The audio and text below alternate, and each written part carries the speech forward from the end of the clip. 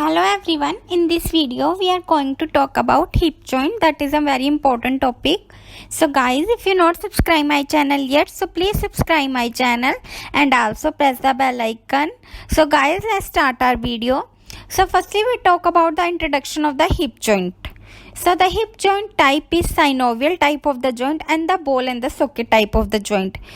We read in shoulder joint that is also ball and the socket type of the joint, but the shoulder joint is a weak joint.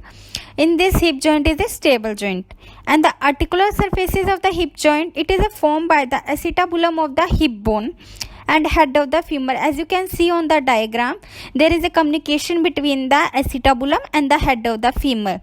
The lunate surface and the head of the femur are covered by the hyaline cartilage.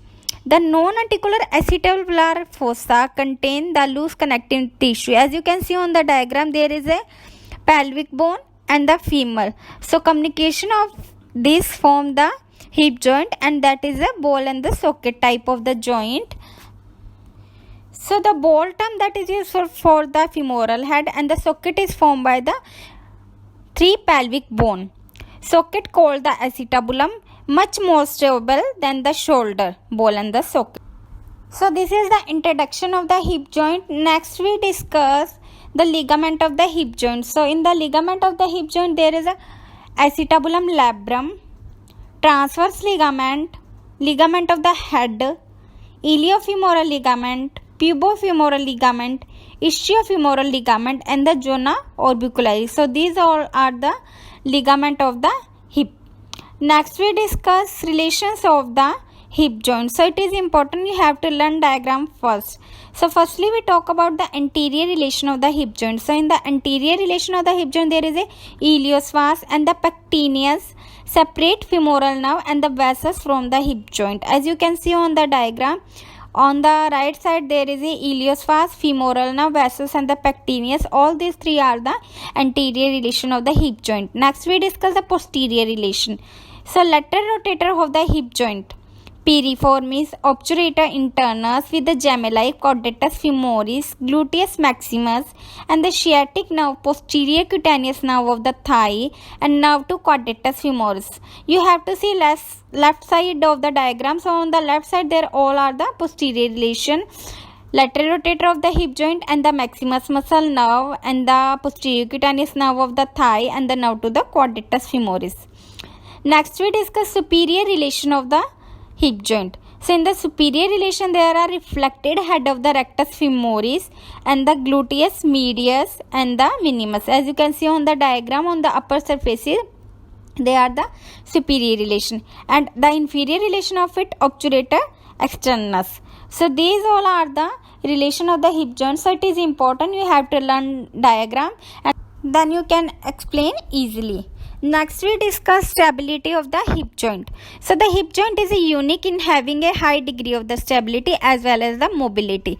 The stability depends upon depth of the acetabulum and the narrowing of its mouth by the acetabulum labrum, tension and the strength of the ligament, strength of the surrounding muscles, length and the obliquity of the neck of the femur, and the atmosphere pressure. So the hip joint is stable than that of the shoulder joint, because in the shoulder joint glenoid cavity is too small to hold the head of the humerus, but in this there is a depth of the acetabulum and the narrowing of its mouth by the acetabulum labrum that provide the stability of the hip joint and its muscles and the ligament, and all these are the structure that provide the stability of the hip joint. So hip joint is more stable than that of the shoulder joint. Next we discuss the blood supply of the hip joint.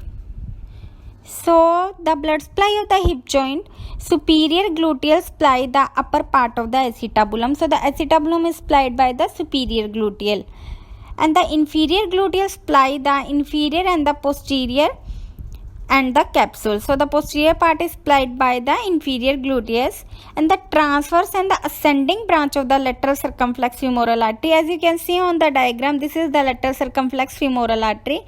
Now the next one is transverse and the ascending branch of the medial circumflex artery, cruciate and trochanteric anastomosis. So these all are the blood supply of the hip joint, as you can see on the diagram, medial circumflex femoral artery, lateral circumflex femoral artery and the femoral artery. So these give to the blood supply to the hip joint. Next we discuss the nerve supply of the hip joint. So the nerve supply of the hip joint: femoral nerve, obturator nerve, superior gluteal nerve, nerve to quadratus femoris. Posterior dislocation may damage the sciatic.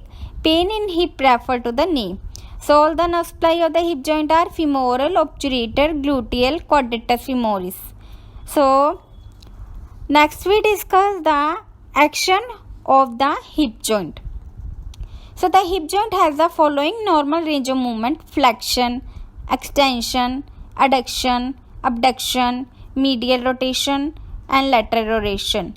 As you can see on the diagram, in the flexion, leg move forward; in the extension, leg move backward; in the abduction, it move away from the midline; in the adduction, it come towards the midline; and in the medial rotation, there is a medial rotated leg, and the lateral rotation is occur in outward direction. So this is the movement of the hip joint. Next we discuss muscle responsible for the actions of the hip.